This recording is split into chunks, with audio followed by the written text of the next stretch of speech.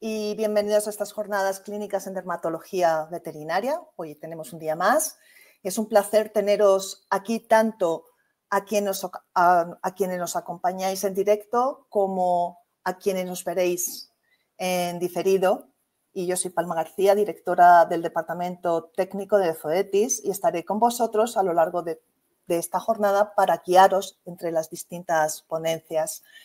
Hoy tenemos un programa muy completo, con dos grandes referentes en dermatología veterinaria que compartirán con nosotros 3 casos clínicos, cada uno, seguidos de espacios para preguntas en los que os animamos que participéis activamente. Podéis enviar vuestras preguntas a través del chat en cualquier momento y las iremos recogiendo para responderlas al final de cada intervención. Y hoy empezamos con Eliseo Zuriaga. Es veterinario con una sólida trayectoria en dermatología clínica y docente. Eliseo es responsable del Servicio de Dermatología de AUNA en Valencia y del Hospital del Mar en Castellón. También ha sido profesor en la Universidad del CEU, Cardenal Herrera, durante más de una década. Además, acreditado de ABEPA en dermatología. Eliseo, tú nos presentarás 3 casos clínicos que seguro nos harán reflexionar y aprender muchísimo. Así que adelante, Eliseo. Bienvenido y gracias. Muchas gracias. Como ayer, lo primero, pues agradecer ahora también a Zoetis por contar conmigo para este seminario y a EPA y a Gils también. La idea es un poco seguir con los objetivos que nos marcamos ayer. El objetivo común era un poco abordar la dermatitis alérgica, cómo tratarla sin efectos secundarios, evitando la iatrogenia. Y el día de hoy teníamos pensado hablar de la relación entre atopia y Lockheed-Mark, ¿no? Me gusta siempre poner un poco en contexto. La alergia es una enfermedad que es relativamente reciente, es del siglo pasado. Se descubrió, la primera vez que alguien habló de alergia fue Clemens von Picket en 1906, que hizo unas vagas descripciones, ¿no? Empezó a sospechar que había algo. En 1911, sin embargo, ya con tan poca información, Leonard Nunn empezó, esto era cuando se hablaba de la fiebre de Leno, ¿vale? Y ya pues empezó a hacer el primer tratamiento para la alergia que se instauró, que son las hiposensibilizaciones, un poco pues rudimentarias en aquella época. Y luego en 1913, poco después, Charles Richet recibió el Premio Nobel de Medicina por su descripción y su aportación sobre el descubrimiento de las reacciones anafilácticas, ¿no? Reacciones alérgicas rápidas, ¿no? que ayudan a salvar muchas vidas y por eso recibió el Premio Nobel. En 1922, como veis, iba todo bastante rápido. Arthur F. Koka fue que llamamos realmente el padre de la atopia, porque es el primer médico en describir clínicamente cómo es una dermatitis atópica, estas alergias crónicas, ¿no? Ya no una alergia aguda como la anafilaxia que describió Richard, ¿no? Luego otro personaje importante fue Edward Kendall, que es un médico que a base de extractos de páncreas fue analizando diferentes componentes hasta que dio de adrenal, dio con el compuesto E, ¿vale? Que en su día lo llamó así, pero era el quinto compuesto que analizaba y que resultó ser la cortisona, ¿vale? De estos extractos de glándulas adrenales de animal. Y pues en esa misma década, Ernest Fournier y Anne-Marie Stokes, no sé cómo se pronuncian esos nombres, fueron los que descubrieron también, más o menos al mismo tiempo casi, los antihistamínicos, ¿vale? Y su uso también para las alergias. En la década de los 40 fue cuando en veterinaria se empezó a asimilar todo este conocimiento y se empezaron a emplear antihistamínicos e hiposensibilización en los primeros perros diagnosticados de alergias y o sospecha de alergia. Y luego, a final de la década, en 1949, Philips Hens fue el primer médico en emplear los corticoides con uso médico, ¿no? Y justo el año siguiente, en 1950, tanto Kendall, que fue el descubridor de la cortisona, como Hens recibieron el premio Nobel en medicina. O sea que al final un medicamento tan denostado por nosotros, que muchos le tenemos manía, como es el corticoide, realmente es un tratamiento que ha recibido un premio Nobel, ¿no? O sea que es curioso. A partir de la década de 1950 se empezaron a usar los corticoides en medicina veterinaria, o sea que, como veis, no hace ni 100 años que lo estamos usando y nos parece algo súper antiguo. Y luego, pues ya la cosa se fue dilatando en el tiempo, funcionaron bien, no hizo falta mucho más, pero en la década de los 70 un laboratorio aconsejaba a sus empleados que cada vez que se fueran de vacaciones a sitios exóticos trajeran un trocito de tierra de ese sitio y luego lo analizaban buscando pues componentes de esa tierra, de las bacterias, de los hongos que había en esa tierra y encontraron uno que es la ciclosporina en 1972 en Basilea, en el laboratorio en Suiza. Y, pues bueno, la ciclosporina al final fueron investigándola y descubrieron pues, que funcionaba también como tratamiento de atopia en la década de los 90. Se empezó a usar en medicina humana y en los 2000, o sea, ya en este siglo, se extendió su uso en medicina veterinaria. Pero antes de eso, en 1975, César Milstein descubrió los MABs, los anticuerpos monoclonales, ¿vale? En principio no se usaban para atopia, se empezaron a usar en otros usos médicos, ¿vale? Para oncología, quimioterapias, cosas así. Y en 1984 incluso recibió también, junto con su pupilo, Kohler, el Nobel en Medicina por los descubrimientos por el uso de los anticuerpos monoclonales en medicina, ¿vale? Incluso un químico, Greg Winter, pues recibió otro premio Nobel en 2018 también por una mejora en la utilización de los anticuerpos monoclonales. Como veis, otro medicamento que ha recibido incluso 2 premios Nobel, ¿no? Para que veáis la importancia también de estos medicamentos. Y ya estamos en la década de los 2000, fue cuando se descubrió en medicina humana los inhibidores de los JAK, ¿vale? Y en 2014 tuvimos el primer inhibidor selectivo, más o menos selectivo de la JAK1. Fijaos que lo tuvimos antes que en medicina humana. Fue el primer adelantamiento de la medicina veterinaria, creo, en medicina humana. Es importante, porque en humana tenían, sobre todo, pan-inhibidores, que inhibían todos los tipos JAK, no exclusivamente el JAK1, y destinado para la atopia, ¿no? De hecho, hasta el 2022 no salió un inhibidor selectivo JAK1 para atopia en humana, y que es el upadacitinib que tenéis ahí. Y luego, pues ya en 2017, también simultáneamente, más o menos, salieron los anticuerpos monoclonales para atopia humana y atopia veterinaria, con lo cual, como veis, pues íbamos siempre a remolque, ¿no? Durante la historia y bueno, pues en el último siglo parece que nos hemos enganchado llevamos casi tan rápidos como medicina humana y es muy buena señal, yo creo. Muy bien, pues un poco en contexto, yo creo que todos conocéis el Lockheed-Mark, Cytopoint, una marca comercial, ¿vale? Porque lleva con nosotros ya 8 años, ¿no? Prácticamente, y bueno, pues si ya lleva tanto tiempo, ¿qué hace Eliseo ahora hablándonos de esto? Y es una reflexión que yo, como hago solo veterinaria de referencia, es decir, recibo casos que primero ha visto un generalista y es complicado y me lo remite para que lo trate yo, me encuentro muchos casos de atopia remitidos en los que se ha probado el Lockheed-Mark y no ha funcionado bien, ¿vale? O por lo menos reportan eso los tutores y los veterinarios emisores, ¿no? Y, pues bueno, era un poco preguntarme por qué ocurría esto con cierta frecuencia. Así que os lanzo una primera pregunta y a ver qué me respondéis. A ver, la pregunta es sencilla. ¿Usáis el Lockheed-Mark como antialérgico de primera elección? Y no sé si vosotros, pero yo no lo veo, pero creo que vosotros tenéis la opción de responder con el móvil, con el código QR.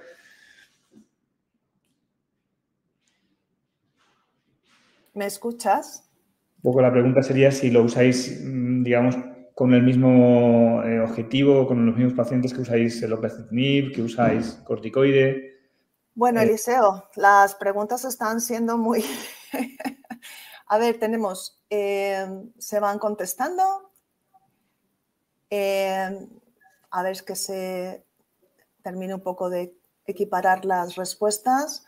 Bueno, aquí el 86% dice que no.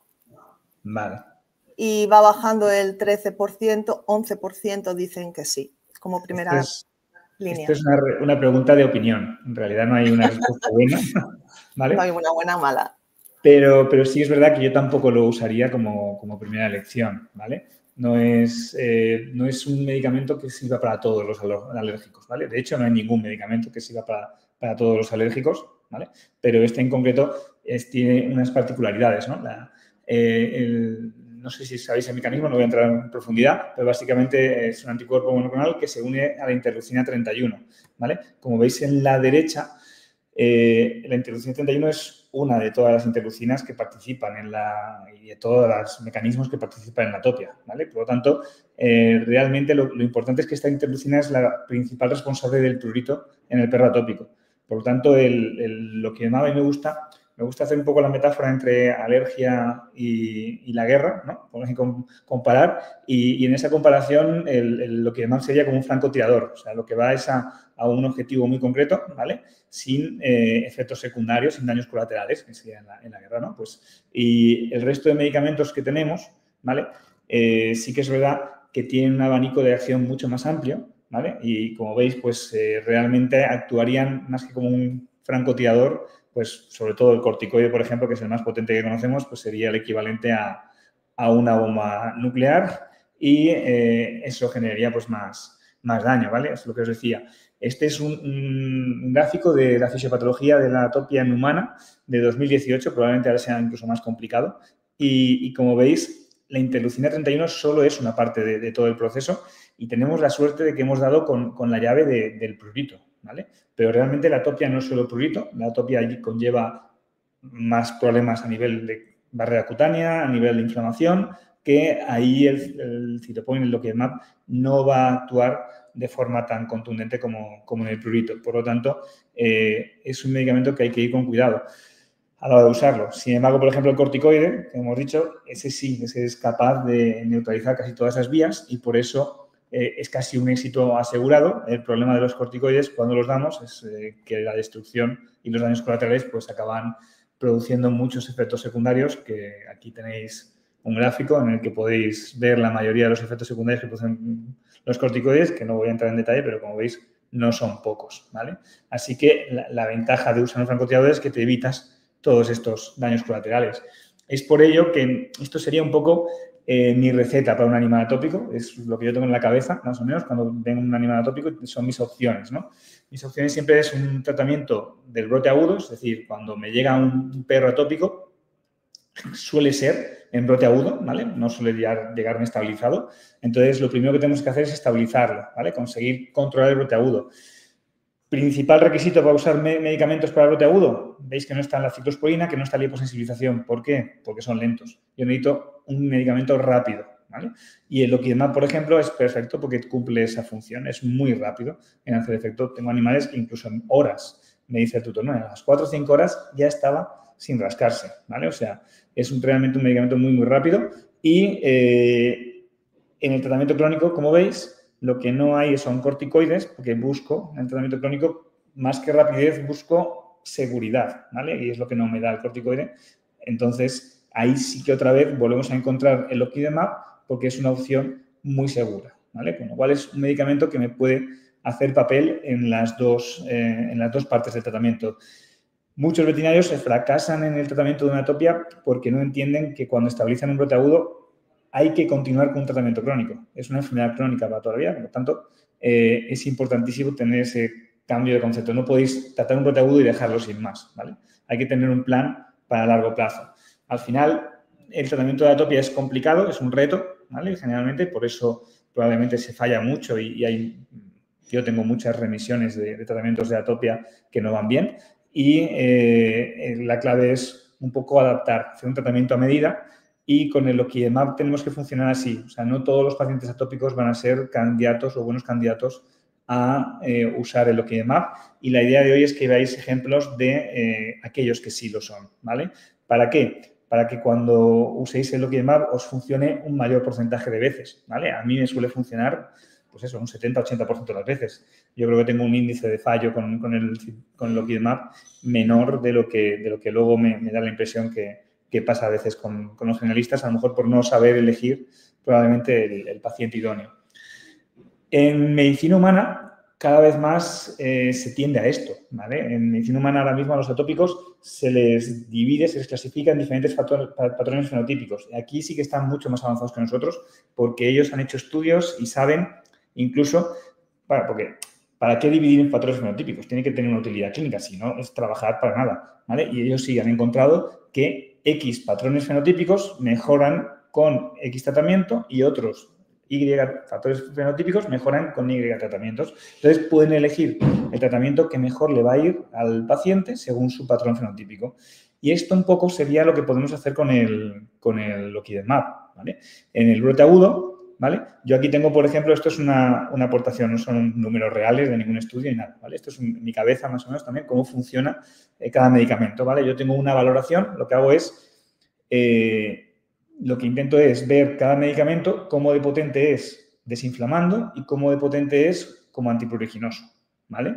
Y ahí yo siempre comparo con el corticoide, porque el corticoide hemos visto que es una bomba nuclear, o sea, es el más potente de todos, es la referencia para comparar en eficacia, no en seguridad, y entonces vemos que tanto el loclacitinib como el loquidemab son muy buenos antipruriginosos, ¿vale? Rápidos como el corticoide y casi igual de antipruriginosos que el corticoide. Sin embargo, sí que es verdad que son menos antiinflamatorios. Sobre todo, vemos que el poder antiinflamatorio del loquidemab es mucho más limitado, ¿vale? Por lo tanto, es muy importante. Yo lo que hago cuando tengo un paciente alérgico, atópico, es intentar clasificarlo muy sencillamente en si es un animal que se rasca o es un animal que se inflama o que se infecta más la piel.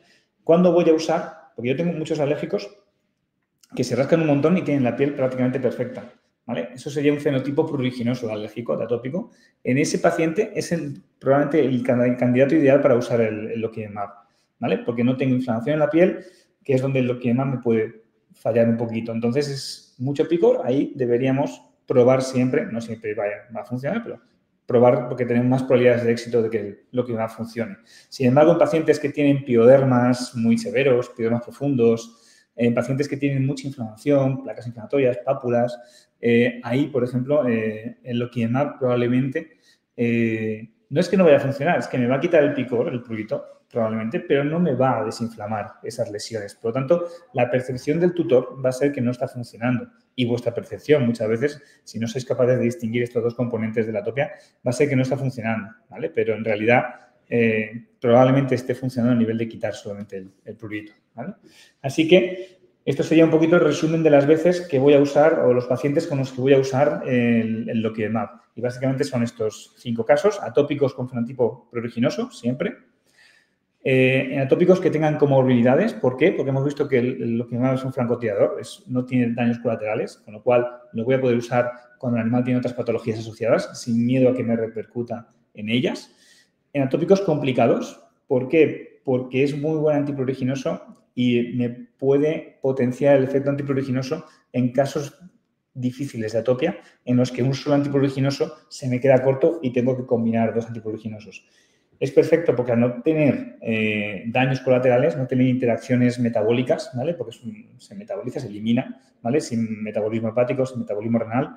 Entonces, se puede combinar con cualquier otro medicamento con mucha seguridad, ¿vale? Y no tiene otros efectos secundarios que potencien los efectos secundarios de otro fármaco, con lo cual es muy buen medicamento para poder combinarlo con mucha seguridad, ¿vale? Y luego, en función del tutor. ¿Por qué? Porque hay tutores, pues, típica abuelita que no es capaz de darle pastillas al perro, pues ahí, por ejemplo, el hecho de que sea una inyección mensual o varias semanas, pues es un factor a tener en cuenta porque es más fácil a lo mejor cumplir el tratamiento, asegurarse de que haya la posología correcta, porque no hay peor tratamiento que aquel que no se administra, y sería una buena opción. Y luego animales, pues eso, que tutores que están sabemos que tenemos tutores muy mentalizados en no dañar con el tratamiento a su perro, o tutores que buscan tratamientos naturales, que no es natural porque es algo artificial, pero sí que es verdad que es un medicamento que no va a tener prácticamente ningún efecto secundario, muy poquitos efectos secundarios, ¿vale? Son muy raros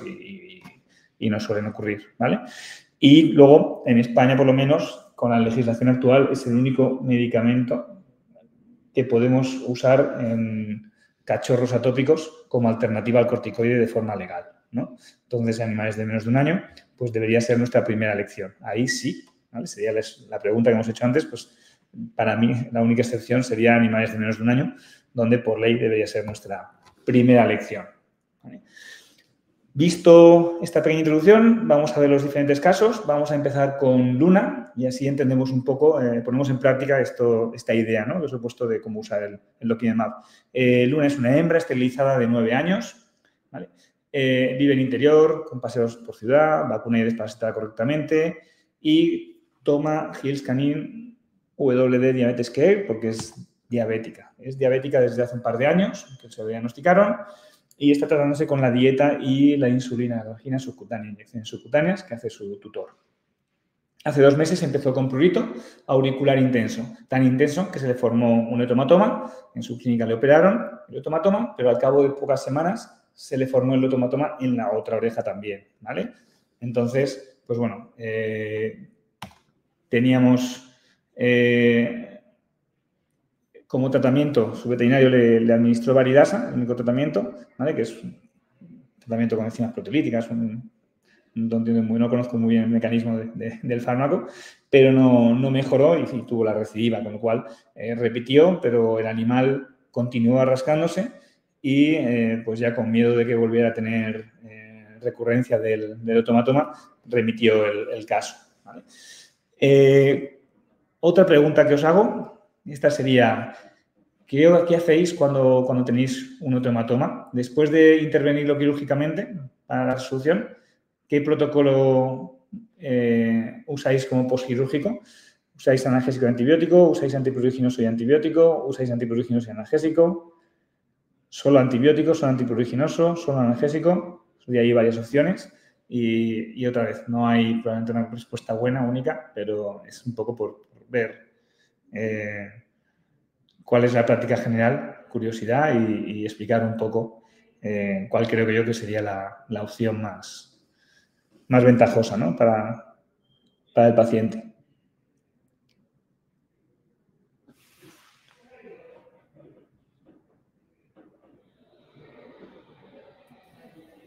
Ahora aparece la pregunta para que puedan responder los asistentes. A ver. Ahora. Ya empiezan a responder. Bueno. Esperemos un poco, Eliseo, porque todavía para que se estabilice un poco las respuestas. Vamos viendo que la que va ganando la carrera es el uso de antipruriginoso y analgésico con un 58%. El resto de las opciones se mantienen entre un 18-14%, pero ha ganado sobre todo lo de antipruriginoso y analgésico con un 64%. Analgésico y antibiótico un 7%, solo antipruriginoso un 13%. Y se compara con el uso solo de analgésico. Vale. A ver, coincidís conmigo, entonces estoy contento porque es la misma que haría yo. Ya sabemos que antibióticos a modo preventivo, si ha sido una cirugía estéril, con buenas prácticas de asepsia, no debería ser necesario, ¿vale? Y yo tiendo siempre a evitar antibiótico postquirúrgico y bueno, pues analgésico porque es cartílago auricular es doloroso, el oído es doloroso, y luego antipruriginoso porque es algo que me encuentro a veces, que el problema, por ejemplo, de este veterinario con Luna es que no había puesto un antipruriginoso.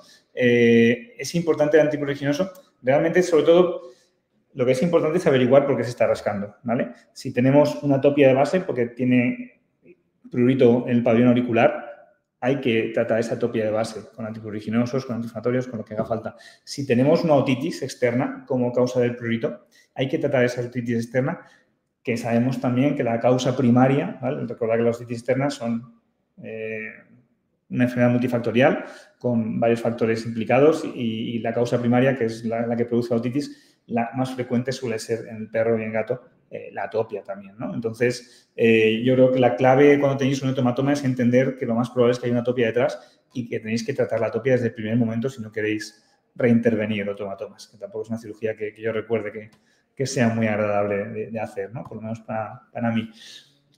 Luna, pues en principio venía se ve la cicatriz en la oreja izquierda, la alopecia todavía iatrogénica, la rasurado quirúrgico, que es muy cuadradita, ¿vale? Pero aún así también se ve un poquito de eritema, ¿vale? En la oreja izquierda y en peor, un poco más de eritema en la oreja derecha, ¿no? Y se ve en la oreja derecha también la cicatriz de la cirugía, ¿vale? No siempre quedan perfectos, ¿vale? Y es lo que ocurre cuando el tomatoma se reabsorbe, ¿vale? Que la fibrina contrae el pabellón auricular y en el caso de Luna, pues establecemos con patrón predominante un patrón pruriginoso, cuyo diferencial establecemos como más probable una atopia, una alergia inducida por alimento, una sarna autodéctica, dermatofitosis. No sabemos muy bien con qué estaba desparasitada, no supieron decir los tutores, pues eso incluye ectoparasitosis, sarna sarcóptica o pioderma secundario, ¿vale? Que por las lesiones no parece que lo hubiera, ¿no?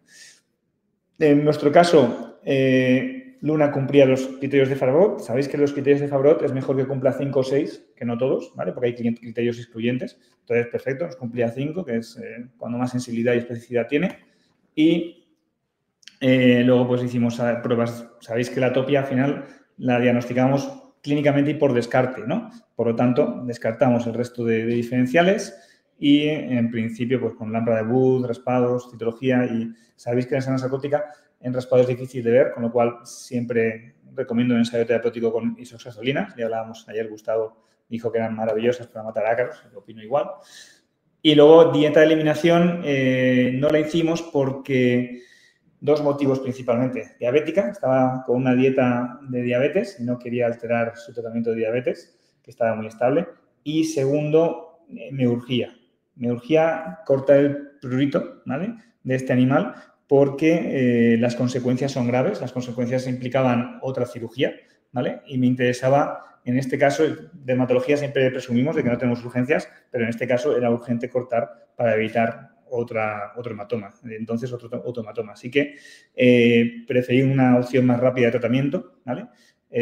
Así que decidimos tratar con más potencia. Es lo que consideramos un caso complicado y por eso combiné dos tratamientos y por eso usé oclacitinib y loquimemab, aparte de refuerzo tópico, ¿vale?, con tacrolimus y Travaderm, que el Travaderm es un producto que corta o se supone que inhibe el efecto antipruriginoso neurológico. Pero bueno, es un efecto mucho más leve. Así que con Luna usamos oclacitinib y usamos loquimemab. ¿Por qué usamos esos y no usé corticoides, por ejemplo? O ciclosporina. Ciclosporina realmente no me hubiera interesado porque es lenta, ¿no? Y el corticoide, que sí que es rápido y muy potente, no lo usé justamente por la comorbilidad con la diabetes, ¿vale? Aquí tenéis estudios donde implica cómo afecta el corticoide en el páncreas y lo que vamos a producir es una desestabilización de esa diabetes que tenía estable. Es muy grave una diabetes, es una enfermedad ya mucho más grave que una atopia a nivel sistémico, por lo tanto, priorizo, ¿vale? Evitar afectar a la diabetes y los medicamentos que hemos visto que no afectan al manejo de la diabetes pues son el oclacitinib y el loquimemab. Y en este aspecto, pues, quería urgencia y potencia, con lo cual usé una combinación de los dos, ¿vale?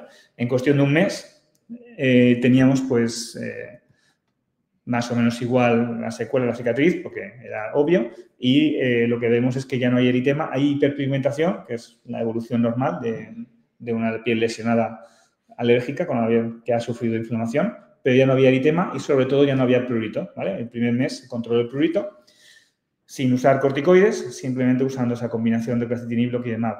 Ahora que tengo el brote agudo controlado, lleva un mes sin rascarse, ya no tengo miedo de recidiva, pienso un tratamiento crónico, ¿vale?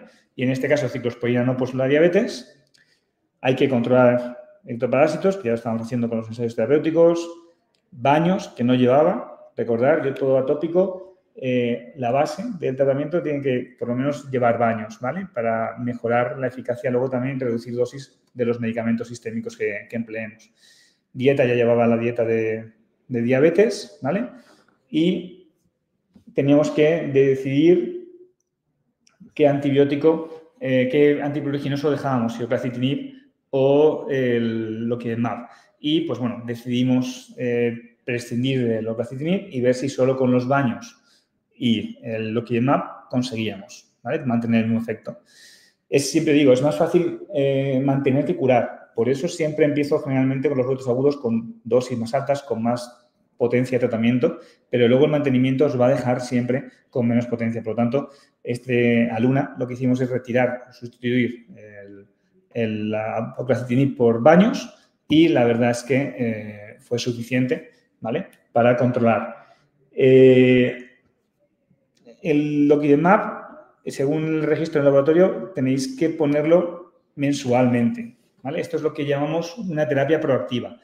En dermatología, en dermatitis atópica, siempre recomendamos la terapia proactiva, ¿vale? ¿Qué quiere decir proactiva? Pues antes de que tenga una recaída, volver a actuar con la piel sana, porque os he dicho que es mucho más fácil mantener que curar, ¿vale? De forma que se ha visto que a la larga usamos menos medicación si lo hacemos de forma proactiva, ¿vale? Que sería dar el Cytopoint, Loquidemab, mensualmente de calendario, ¿no? Como ahí. Pero sí que es verdad que en ocasiones vas sumando el presupuesto del tutor de medicamentos y te ponen problemas, ¿vale? Para mí es el único motivo para ser reactivos, ¿vale? Que es el económico, que sería, en lugar de anticiparse, pues reaccionar a los síntomas. ¿Qué quiere decir? Pues el Loquidemab tiene la ventaja de ser tan rápido, ¿vale?, que podemos ser reactivos en el momento en que empiece a rascarse. Si el tutor está bien entrenado, esto ya os digo que solo lo puedo usar cuando tengo problemas con tutores con problemas económicos. Si no, si el tutor puede, lo evito, hago proactivo, mensual. Pero si el tutor tiene problemas económicos, prefiero usar una terapia reactiva a no usar, ¿vale?, a tener que ir a corticoides o otro medicamento con más problemas, ¿vale? Y lo haríamos sobre todo con tutores que son capaces de detectar bien cuando un animal está peor, que es relativamente fácil, porque al final es que monitoricen el prurito y lo vean y de repente, yo siempre digo, pues si un día se rasca un poquito, otro día se rasca un poco más y otro día se rasca un poco más, es que el Loquidemab se está desapareciendo, ya no hace efecto y te está pidiendo una nueva inyección, ¿vale? Mi experiencia, pues depende del perro. Yo tengo perros que no te duran ni un mes, que dura 3 semanas, ¿vale? Muchos tutores o veterinarios piensan, ha fallado. No, no ha fallado, no. Funciona, pero no dura un mes. Como dice el laboratorio, dura 3 semanas. Te sale más caro, pero funciona, ¿vale? Lo que pasa es que no siempre se puede permitir. Y hay veces, hay perros que tengo que les dura hasta 10, 12 semanas. O sea, sobre todo si lo combinamos con otros medicamentos o con baños, ¿no? Por ejemplo, podemos espaciar ese tiempo que hace efecto. También es importante que el tutor no sea un procrastinador. ¿Qué quiere decir esto? Pues hay tutores que, o porque son muy rácanos o por lo que sea, son muy dejados, hoy le veo que se rasca un poco, bueno, mañana a ver, se rasca también, bueno, pasado, y así al final, cuando le van a pinchar el Cytopoint, ha pasado un mes y el perro se ha destrozado la piel. Eso no vale, ¿vale? Porque ahí probablemente el Cytopoint falle, y no está fallando el Cytopoint, está fallando el tutor porque pone el Cytopoint muy tarde, ¿vale? Si le hacemos un plan reactivo es más fácil que el medicamento no funcione tan bien o que el caso no vaya tan bien porque el medicamento no está hecho para esto, ¿vale? También asegurarnos de que es un animal pruriginoso, no inflamatorio. También puede ser más proactivo cuando combinas medicación. Muchas veces doy oclacitinib o ciclosporina con Loquidemab. Entonces, como ya tienes un medicamento de base, sabes que no va a empeorar muy rápidamente, ¿vale? Porque ya tienes un tratamiento antiinflamatorio. Entonces, ahí normalmente sí que es posible que en cuanto lo veas rascarse, ser más proactivo con más seguridad de que no va a haber problemas. Y luego en pacientes con atopias muy estacionales, que son 1, 2, 3 meses. Entonces, le pinchas un Loquidemab, con suerte ya te dura toda la estación, y si no, pues a mitad sueles pincharle otro y así también ves enseguida cuando se le pasa la época, porque en cuanto lo que más deja de hacer efecto, pero ya es fuera de época, pues ya no tienes que sobremedicarlo, ¿vale? Por decir, por si acaso voy a seguir tomando medicación, no. Lo que más, pues cuando se le pasa el efecto ya, y como es seguro, pues para mí es una muy buena opción para estas atopias estacionales, ¿vale? Así que, en el caso de Luna, pues fenotipo pruriginoso y comorbilidad con la diabetes, 2 motivos para usar el Loquidemab. Vamos a otro caso, el de Fofi, hembra esterilizada de 2 años, de interior, con paseos al exterior rural, vacunada y desparasitada, que está tomando Hiscan Inter Complete y desparasitada con Simparica mensualmente, o sea, que está bien cuidada. Desde que tiene un mes de vida, tiene pruritos. Creo que la perra que más joven empezó con prurito, de las que conozco, ¿vale? En sus veterinarios trataron con dexametasona, con prednisona, con oclacitinib, con ciclosporina, con dosis altísimas, ¿vale? Mejoraba, pero siempre recaía y necesitaban dosis muy altas para controlar el prurito, ¿vale? Este es Fofi, cuando la vi, pues presentaba, como veis, escoriaciones, cuello ventral, toda la cara muy inflamada, ¿vale? Con eritema, con edema, ¿vale? Alopecia parcial, mucho prurito facial. Escoriaciones, veis cómo son lesiones lineales en el axila de rascarse, ¿ves? Son las lesiones lineales que siempre son por pruritos secundarias, y luego la alopecia difusa parcial, de haberse rascado y arrancado el pelo, ¿no? Entonces, el patrón predominante es otra vez pruriginoso y tenemos un diagnóstico diferencial de atopia, alergia inducida por alimento, dermatofitosis, o bien, bueno, sobre todo eso porque estaba bien desparasitada con el simpárica, con lo cual descartamos todos los ectoparásitos. Y otra vez cumplía 5 criterios de Favrot, con lo cual clínicamente es compatible con una atopia y tenemos que descartar la dermatofitosis y los piodermas o malacezias secundarias y la alergia alimentaria, y en principio pues eso hicimos, ¿vale? Lo descartamos todo, pusimos dieta con GISZD, no funcionó, con lo cual confirmamos que es una atopia y ya nos planteamos un tratamiento para la atopia, que como ya habían probado la citinib, habían probado la ciclosporina, era la que menos habían probado, porque la habían probado muy poquito tiempo, no había hecho efecto, entonces pensé que igual era la que más opciones tenía de éxito. Combinado con baños, combinado con corticoides al principio, pues sabéis que la ciclosporina es muy lenta en hacer efecto, siempre doy de 4 a 6 semanas de corticoterapia inicial, combinada con la ciclosporina. Y a las 6 semanas viene Fofi a revisión para ver cómo le ha ido el tratamiento. La esperanza era que fuera bien, pero sin embargo me comentan que sigue rascándose cada vez más y encima está empeorando con estas lesiones, ¿vale? Mi pregunta, ¿qué hacéis cuando os pasa algo así? ¿Ponéis tratamiento y no va? ¿Pensáis que es...? Ahora sería cuestión debería saliros la pregunta con el QR y con la imagen de Fofi, ¿no? ¿Pensáis que cuando empeoran de repente es una reagudización de su atopia? ¿Vale? Y habría que reajustar dosis y subir dosis generalmente. Es una perra que estaba acostumbrada a llevar más dosis incluso de la que yo le puse. ¿Pensáis que puede ser una complicación con una dermatofitosis o con una demodicosis? O lo más típico también, un pioderma secundario, un dermatismo malacesia, muy asociadas también a atopia. ¿Qué es lo que pensáis que le está pasando a Fofi? ¿Están ahora el SEO respondiendo? Sí. Dejemos un segundillo más a ver que tengamos... Por ahora va ganando la dermatofitosis, de segunda demodicosis y de tercera malacesia. Y se mantienen en ese orden. Perfecto. No es una reagudización de su atopia, porque son lesiones muy circulares, ¿vale? La atopia, hemos dicho, suelen ser más lineales, escoriaciones lineales. Cuando veis circular, muchas veces cualquier proceso infeccioso, bacterias, hongos, parásitos, siempre van en línea recta. La naturaleza es muy económica. La distancia más corta entre dos puntos es la línea recta. Y la línea recta para todas las direcciones nos hace un círculo. Entonces, todas las cosas infecciosas suelen ser circulares o tienden a la circularidad y estas lesiones serán perfectamente circulares, con lo cual, pues, habéis hecho bien pensando todo en las opciones infecciosas, que es lo que hice yo.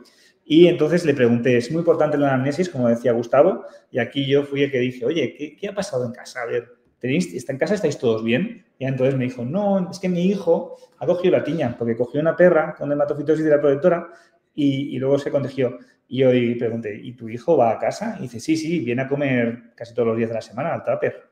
Y claro, pues, Fofi era su perra cuando vivía aquí y la acaricia y todo eso. Pues, claro, teniendo en cuenta que Fofi estaba con corticoides y con ciclosporina, la teníamos inmunodeprimida, pues bastan poquitas esporas para que un animal inmunodeprimido se acabe contagiando, ¿vale? Entonces, aquí teníamos un patrón alopécico más que pruriginoso, aparte del pruriginoso por su atopia. Y, pues lo que os decía, podemos sospechar de un brote de su atopia, de dermatofitosis, de demodicosis, y lo que hicimos en este caso pues fue un protocolo diagnóstico para demodicosis. La lámpara de Wood no se ve muy verde, pero sí que había pequeños pelos, restos de pelo brillando verde fosforescente con la lámpara de Wood, y en el estudio microscópico del pelo se veían perfectamente, no sé si lo apreciáis bien, las esporas, las artrosporas en la superficie del pelo y un pelo desestructurado, porque probablemente está lleno de hifas, ¿vale?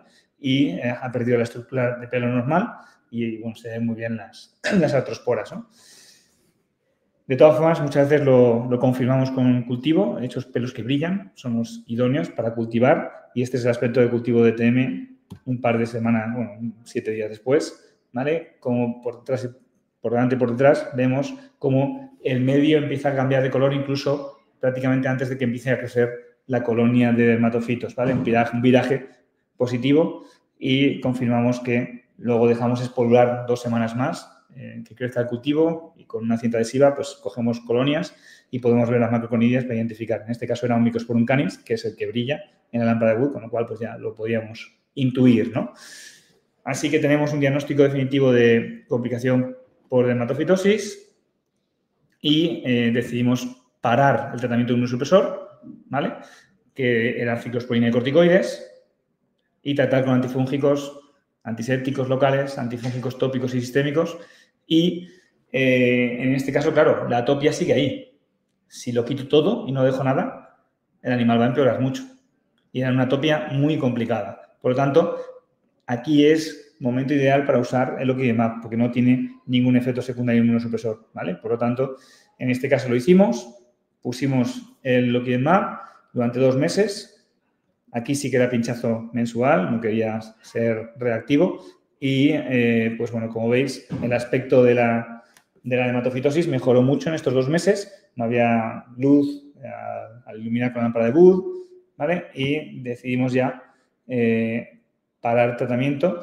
Veis que había empeorado las lesiones de atopia. O sea, lo que es la dermatofitosis había mejorado, pero todo lo que son lesiones por atopia, claro, de todas formas, es poco para solo llevar Loquidemab. Recuerda que el Loquidemab no desinflama muy bien, ¿vale? Y era un animal que estaba con corticoide y ciclosporina, o sea, para mantenerse. O sea, que realmente contento me quedé de que el animal solo viniera con estas lesiones después de 2 meses solo controlado su atopia con Loquidemab, ¿vale? Así que, y baños, ¿vale? Y contento me quedé ahí y bueno, pues fue el momento ya de decidir, tenemos la tiña resuelta, volvemos a tratar, ¿vale? Pero esta vez, en lugar de combinar ciclosporina con corticoides, ya había visto cómo me había salido, decidimos con Fofi combinar la ciclosporina con Loquidemab, ¿vale? Ya que estaba funcionando decentemente bien, pues ya pusimos tratamiento con ciclosporina,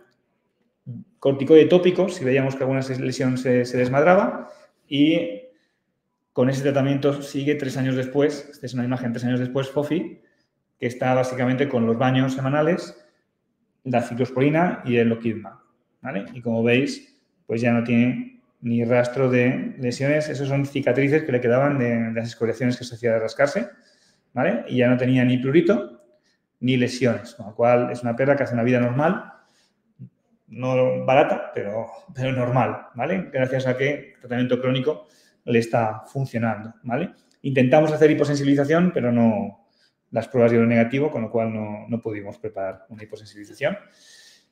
Y pues el caso de Fofi es al final pues, una atopia con comorbilidad de dermatofitosis, una complicación por la inmunosupresión por otros medicamentos para la atopia y una muestra de que se puede usar el Loquidemab combinado con otros antipruriginosos para controlar la atopia complicada, porque la de Fofi era una atopia difícil.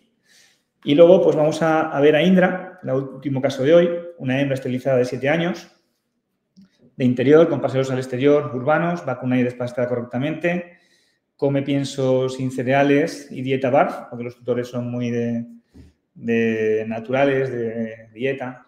Hay muchos tutores así con esta moda, ¿no?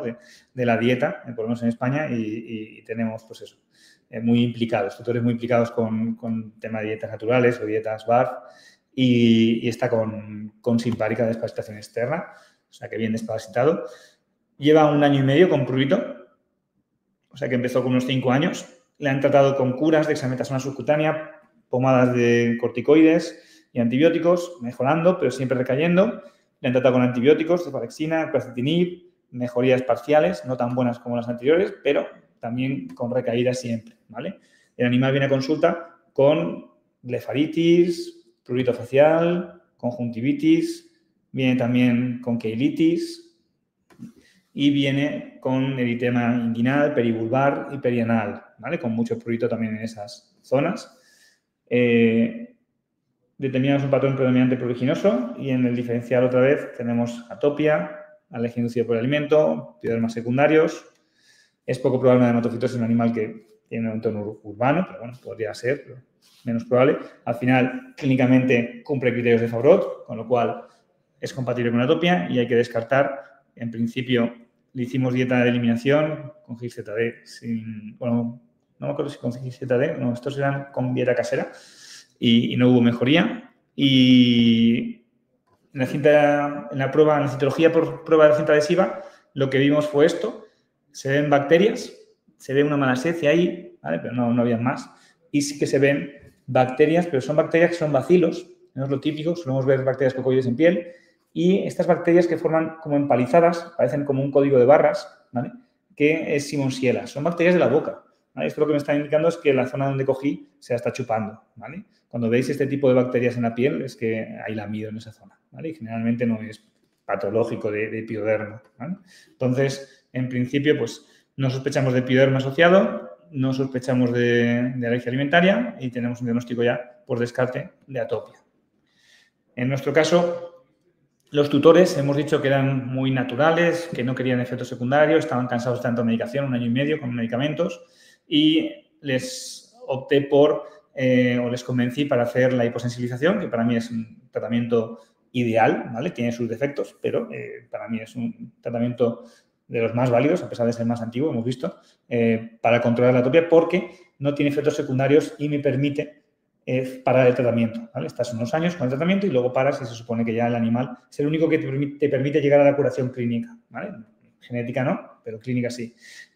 El problema es que muchas veces para hacer las pruebas de alergia, que es necesario para hacer la hiposensibilización, saber a qué tiene la alergia exactamente, es necesario tener tiempos de esperas sin medicación, ¿vale? No podemos dar ni opercitinib, ni ciclosporina, ni antihistamínicos, ni corticoides. Y en este momento el Cytopoint también es una baza muy importante porque para mantener al animal éticamente sin prurito, ¿vale? Hasta que le puedo hacer las pruebas de alergia, esos 2 semanas o un mes de tiempos de espera, perfectamente podemos usar el Loquidemab. Y aquí es lo que hicimos en Indra, pues usamos Loquidemab más baños para mantener al animal estable hasta poder hacer las pruebas, tanto serológicas como intradermorreacción, ¿vale? Yo, aquí en medicina humana, suelen hacerte siempre las dos, porque evalúan hemos visto que la atopia es muy compleja, ¿vale? La serología solo evalúa los mecanismos mediados por IgEs, ¿vale? Y sin embargo, la IgE no es el único mecanismo que hemos visto que participa en la atopia, ¿vale? La intradermorreacción valora otras vías, ¿vale? de reacción. Por lo tanto, muchas veces, pues, si una falla, igual la otra acierta y es más fácil confeccionar, creo yo, o más probable confeccionar una lista acertada de alérgenos para incluir en la hiposensibilización, ¿no? Entonces, si el tutor puede permitírselo, yo siempre elijo, pues, como hacer en medicina humana, hacer las 2 pruebas y tener más información de cara a la preparación de la hiposensibilización. Y es lo que hicimos en Indra. Y luego también sabéis que la hiposensibilización es un tratamiento que es lento, ¿vale? Entre sus defectos es que las pruebas no son muy buenas, por lo tanto, si fallamos a la hora de elegir alérgenos, es muy fácil que luego fallemos, el tratamiento falle, ¿vale? Si no hemos acertado con los alérgenos que toca. Y luego es un tratamiento muy lento, ¿vale? Entonces tarda 4 o 12 meses incluso. Entonces, ese tiempo que va a estar sin efecto, hay que darle algo al animal. Y, pues bueno, lo ideal sería, por ejemplo, el Loquidemab, que sabemos que no interfiere con los mecanismos. El resto de antipruriginosos no sabemos, no hay literatura, pero podrían interferir a lo mejor con la eficacia de la hiposensibilización, mientras que el Cytopoint, el Loquidemab, en teoría es el que menos probabilidades tiene de interferir, ¿no? Porque hemos visto que es como un francotirador que no va a tener daños colaterales. Así que un poquito, con Indra lo que hicimos es un mantenimiento crónico con los baños, con antiparasitarios y con la hiposensibilización y hasta que le hiciera efecto el Loquidemab, ¿vale? Que fueron unos meses con Loquidemab y pudimos retirarlo. Básicamente, ahí sí que soy reactivo, porque doy el Loquidemab y quiero ver cuándo pierde efecto, si está haciendo efecto ya la hiposensibilización. Entonces, es un buen fármaco también para esto, porque así, pues bueno, pues te esperas y como si ves que vuelve a rascarse, pues le vuelves a pinchar otro. Y llegará un momento en que no se vuelva a rascar porque la hiposensitización está haciendo efecto, con lo cual ya no pones más Lockheed-Map. Si eso no ocurre en un año, pues generalmente damos por fallido y en un año pues ya cambiamos de manejo crónico, ¿no? Y paramos la hiposensitización, que es lo que solemos hacer. Así que Indra era perfecta para usar Lockheed-Map porque tenía un fenotipo pruriginoso, era una tópica complicada y estábamos, bueno, más que complicada, íbamos a usar combinación de dos tratamientos, hiposensibilización y Lockheed-Map, y era un tutor que estaba muy implicado con la seguridad de los tratamientos que eligiéramos en su perra, ¿vale? Por lo tanto, estos son los mejores. Y en principio con esto acabamos con los objetivos del segundo día. Había otro objetivo que es en animales menores de un año, que no hemos hablado de ellos, pero vamos, no tiene mucho misterio, lo que hemos dicho. En cachorros en España, pues sería el de primera, realmente el de primera elección. Para mí, usar el Lockheed-Map a nivel legal, seguridad, ¿vale? Y efecto. Y bueno, pues con esto acabamos y si tenéis alguna pregunta, es el momento porque hoy no hay, creo que mesa redonda y tenéis que hacer las preguntas conmigo ahora. No, no hay mesa redonda, así que vamos a darte las gracias, de verdad, Eliseo, por compartir con nosotros estos casos clínicos tan interesantes, por tu claridad en explicarlos. Y ahora sí vamos a pasar al breve espacio, más o menos 10 minutos, para responder a las preguntas que nos han llegado y pues animo a los participantes a seguir dando sus aportaciones porque nos enriquecen a todos. Vamos a empezar entonces con la de las primeras. Es Luna, comenta Leonor, si toma a la vez un mes entero de Apoquel Point o solo cuando controlas algo el picor al principio o cómo es la combinación. No, yo generalmente cuando lo combino con Apoquel, con clocitinib, el animal tiene su pauta de clocitinib y aparte lo que va cambiando, digamos, lo que soy, ahí soy proactivo, o sea, perdón, sí, soy reactivo, ahí soy reactivo y lo que hago es pincho Cytopoint, lo que Map y espero hasta que vuelva a rascarse. Cuando vuelva a rascarse, le inyecto otro. Mi experiencia, que muchas veces en lugar de un mes, te dura 2, 3 meses. Entonces, esos animales que tienes con Apoquel, con oclacitinib, que por no subirle mucho la dosis, se están rascando un poquito, hay veces que funciona muy bien, les mejoras mucho la calidad de vida y no sale tan caro, porque si al final divides el precio del Lockheed-Map cada 3 meses, ¿vale? Al final es muy poquito dinero más cada mes que le estás, y por un poco más le estás aumentando mucho la calidad de vida al perro, al gato, al perro. Al perro.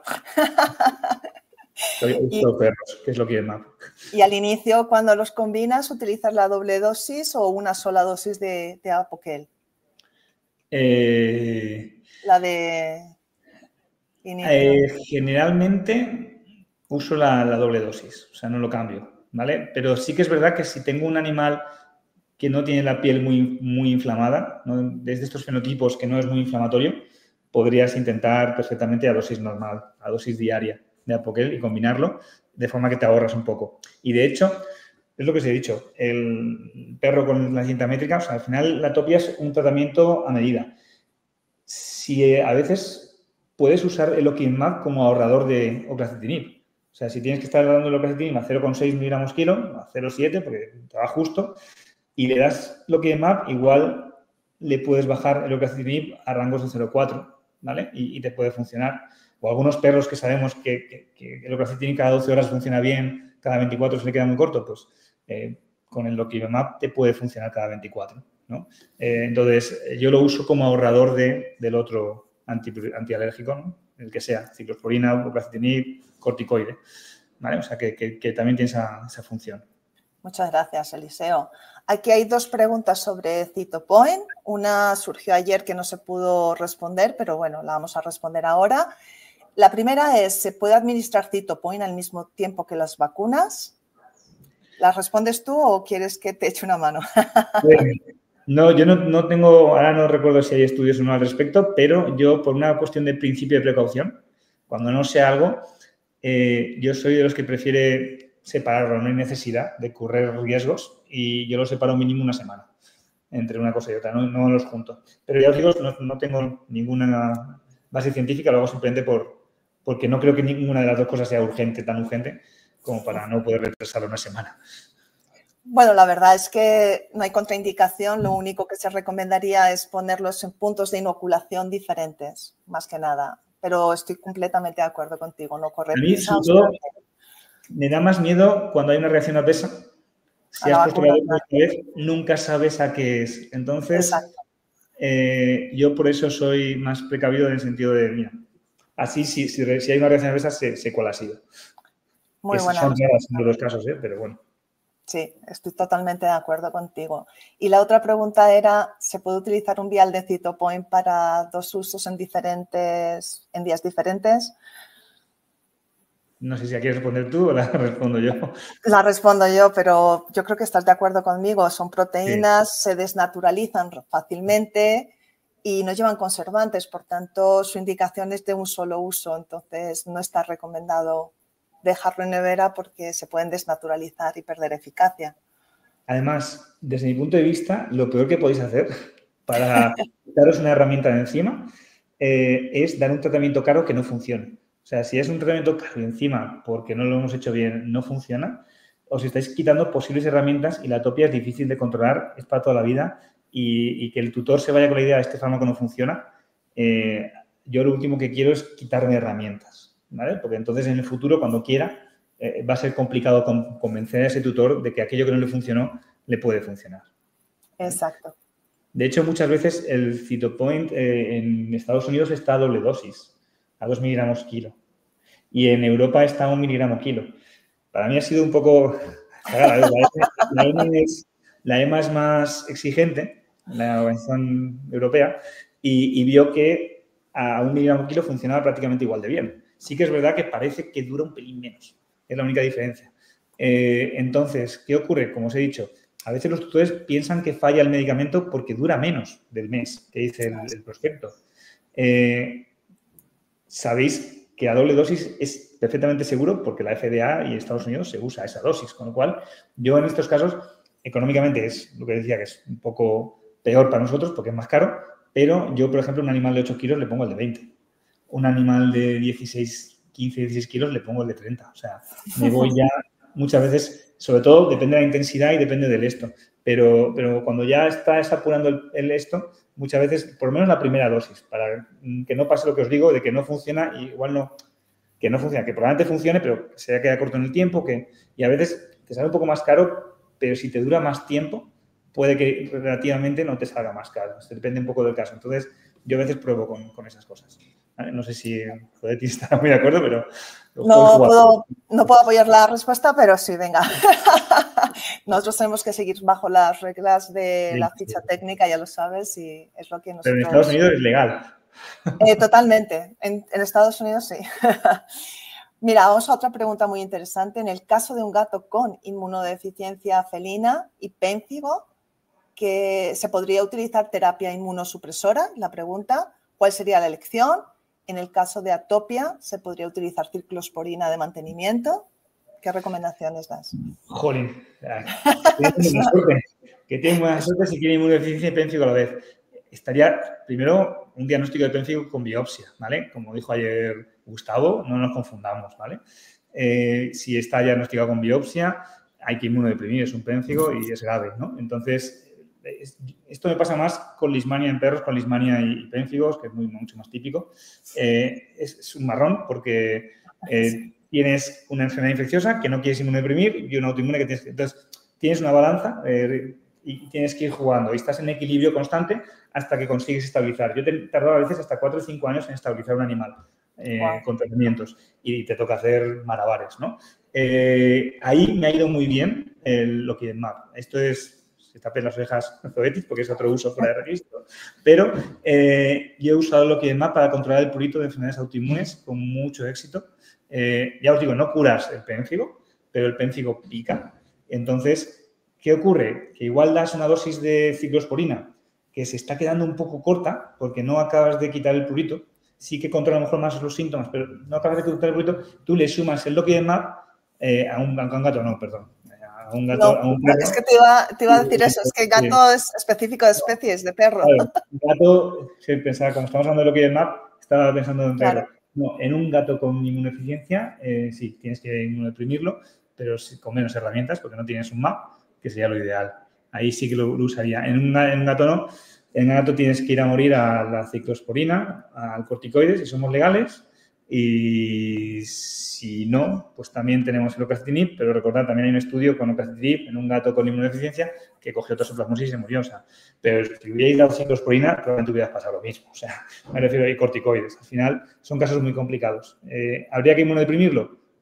Un equilibrio, lo justo. La dosis mínima efectiva que decimos para que el pérfido se mantenga estable sin dar problemas y luego, pues, igual te toca ir jugando con los diferentes para ver cuál de todos los inmunosupresores le va mejor. ¿Vale? Sí, es complicado el caso, muy complicado. Sí, eso es muy complicado. Ahí tenemos que ir al tanteo, ¿no? Sí, pero vamos, no hay una varita mágica. Ahí sería difícil para mí también. Pues mira, hay otra pregunta muy interesante. ¿Cuántos años mantienes los tratamientos con hiposensibilización antes de retirarlos? Un año.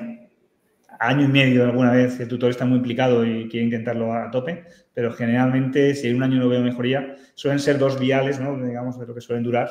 Entonces, eso, año y medio, si en 2 packs de hiposensibilización no se soluciona, ya lo suelo cesar. A ver, si hay tutores implicados o hay una mejoría parcial y el tutor lo ve y está de acuerdo, seguimos, O sea, porque es un tratamiento que no tiene daños colaterales tampoco, con lo cual pues, nunca va a ser malo. Y durante la hiposensibilización, ¿pueden presentarse nuevas alergias, nuevos alergenos en ese mismo paciente que compliquen la respuesta? A ver, yo creo que en perros y gatos no hay nada estudiado al respecto.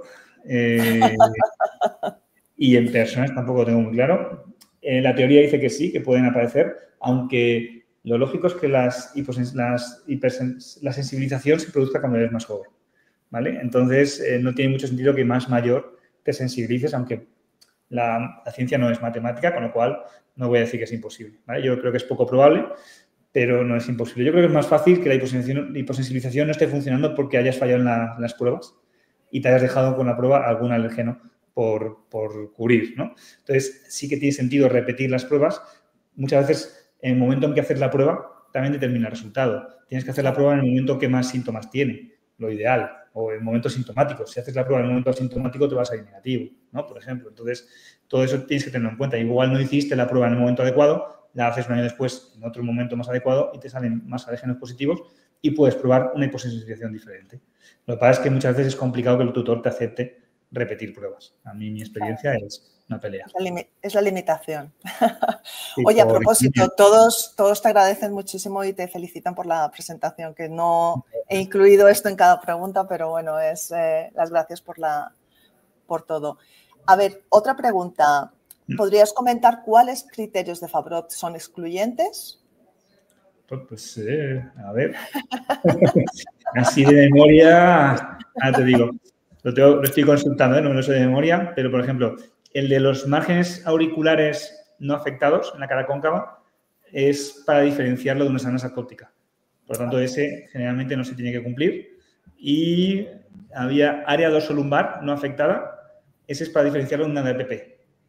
¿Vale? Que yo tenía atopias con área dorsolumbar afectada y no eran DAPP, alergia a las pulgas, pero esos 2 criterios están, en teoría, para descartar esas 2 enfermedades, digamos, dentro de del diagnóstico de atopia. Por eso de los 8, 6 son los más importantes, ¿no? No son incluyentes, sí. No excluyentes. Excluyentes, claro. ¿Y qué dosis de córtico usas con la ciclosporina? Entiendo que son 3 semanas incluyendo la disminución de la dosis. Depende.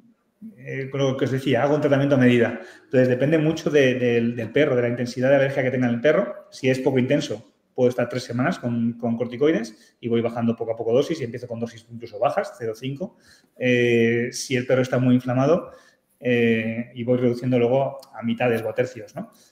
Cada semana. Y si el perro está muy, muy inflamado, puedo empezar a 0,7 y puedo mantenerlo 3 semanas a 0,7 y luego a partir de ahí, cada semana reduciendo un tercio y lo tengo 5 y 6 semanas con corticoides.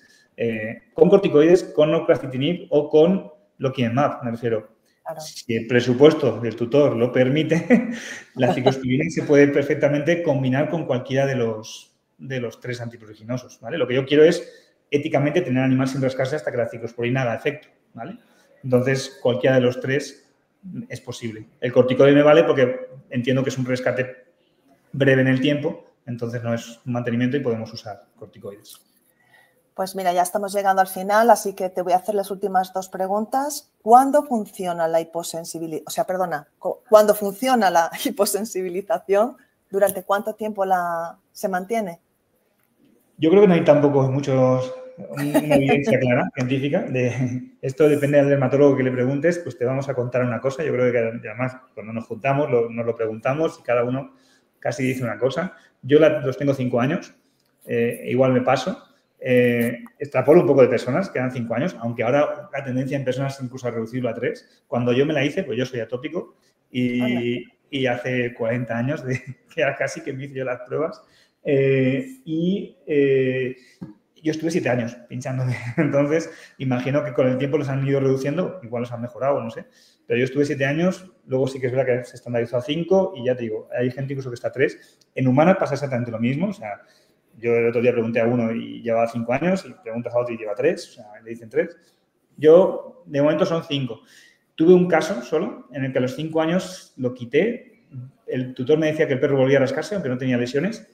Y al perro lo tuvimos toda la vida con hiposensibilización, porque se lo volvimos a poner, dejó de rascarse y el tutor, como sabía que no tiene efectos secundarios, no le importaba pagar y lo tuvimos toda la vida. Pero generalmente a los 5 años lo quito. Estupendo, estupendo. Sí, es una respuesta. Cada individuo es un mundo, ¿no?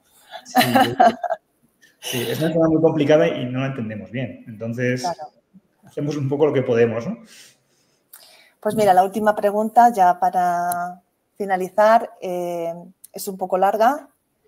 En el complejo granuloma eosinofílico, que crónicamente van apareciendo granulomas, si no responden a ciclosporina, ¿qué nos queda? ¿Se puede usar ácidos grasos? Si está con dieta hipoalergénica y tiene alergia ambiental o a ácaros, ¿harías inmunoterapia en este caso? A ver, ¿Existen ácidos grasos hipoalergénicos? Que ayer lo respondió Marta en su presentación. Sí, los ácidos grasos son grasas, en teoría si están bien, no tendrías, si son de buena calidad, no pueden dar purificados. Sí, y más vale que sean purificados porque si no, se obtienen de los pescados del mar, el mar está súper contaminado con hidrocarburos, metales pesados y como no sean purificados, casi que fastidias más el sistema inmunitario del beneficio que puedes obtener. Pues utilizar las dietas de Gil que son de alta calidad. Exacto, perfecto.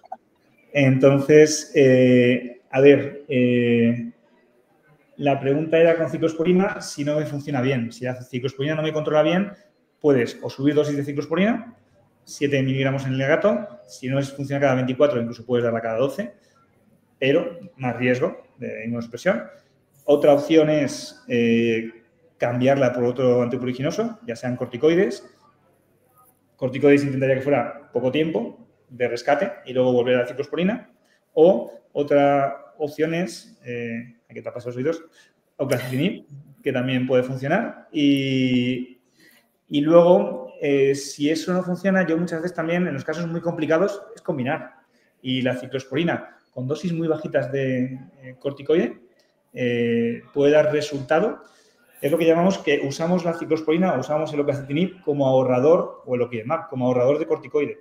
Entonces, no podemos liberar al paciente de corticoide, pero le vamos a dar la dosis tan baja posible que no tenga efectos secundarios. Un poco es el objetivo. Y yo a veces los tengo con dosis ínfimas de corticoide, ¿vale? Y es lo que le faltaba al antipruriginoso de la ciclosporina, de oclacitinib, y perfecto.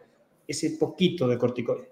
Probablemente porque igual ese atópico va por unas vías diferentes que la ciclosporina o que el oclacitinib no atajan. Y solo hace el corticoide porque hemos visto que el corticoide lo hace todo, ¿vale? Sí. Y incluso en dosis muy bajitas es suficiente porque el resto de cosas las está controlando la ciclosporina o las está controlando el oclacitinib.